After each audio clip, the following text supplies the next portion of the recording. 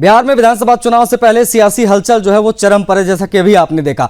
JDU ने बिहार विधानसभा चुनाव के लिए उम्मीदवारों की पहली सूची भी जारी कर दी। वहीं आरजेडी नेता तेजस्वी यादव का राघोपुर से चुनाव का नामांकन भी हो चुका है। सत्ता पक्ष और विपक्ष दोनों ही खेमों में रणनीति और बयानबाजियों का दौर चल रहा है। एनडीए और महागठबंधन के बीच सीट बंटवारे के साथ साथ अब जुबानी जंग भी पूरी रफ्तार पर है। दरअसल बिहार बीजेपी अध्यक्ष दिलीप जायसवाल ने कहा है कि एनडीए गठबंधन में सब कुछ बिल्कुल ठीक है।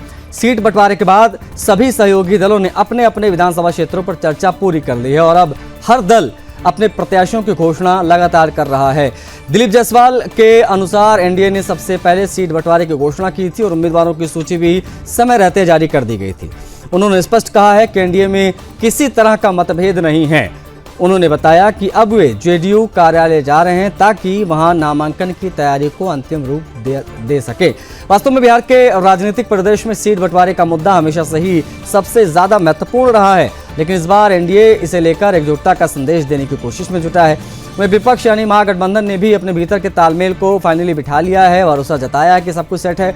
आरजेडी नेता मृत्युंजय तिवारी ने कहा है इसको लेकर कि महागठबंधन पूरी तरीके से एकजुट है, किसी भी दल या नेता के बीच में कोई असहमति नहीं है। उन्होंने कहा कि जनता के अपार समर्थन से बिहार में तेजस्वी यादव के नेतृत्व में नई सरकार बनेगी। उनका दावा है कि एनडीए की इस बार एनडीए की विदाई तय है। उन्होंने उपेंद्र कुशवाहा, जीतनराम मांझी की नाराजगी का हवाला देते हुए कहा कि एनडीए के भीतर असंतोष जरूर है, चरम पर है, ऐसा कहा उन्होंने। मृत्युंजय तिवारी ने व्यंग्यात्मक लहजे में कहा एनडीए का मतलब अब नैया डूबेगी, अब की बार हो गया है। उधर जनसुराज आंदोलन के संस्थापक प्रशांत किशोर ने भी इस चुनावी माहौल में अपनी रणनीति को लेकर स्पष्ट बयान दे दिया। उन्होंने कहा है कि सभी सदस्यों की सहमति से उन्होंने यह तय किया है कि वो इस बार चुनाव नहीं लड़ेंगे, बल्कि पूरे अभियान को मजबूत करने और अपने उम्मीदवारों की जीत सुनिश्चित करने पर ध्यान देंगे।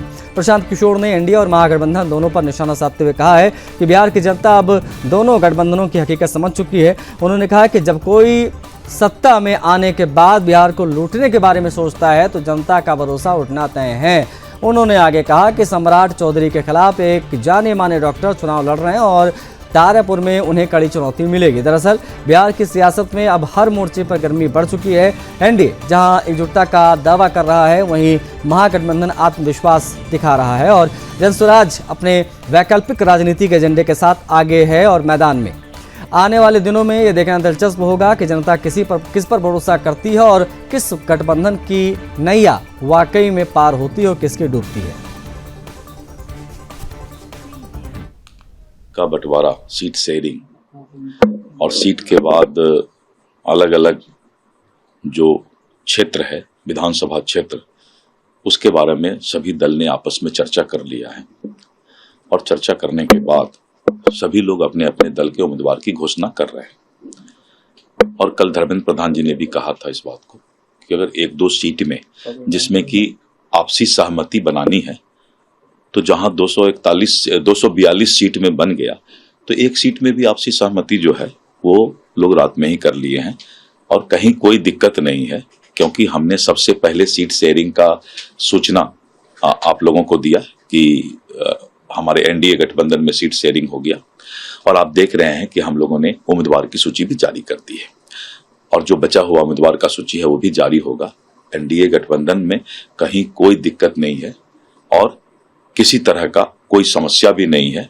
आराम से हम लोग अभी मैं जा रहा हूं जदयू कार्यालय में और वहां बैठ करके नॉमिनेशन की सारी तैयारी का आपस में समीक्षा कर रहे हैं, तो किसी तरह का कोई समस्या ही नहीं है।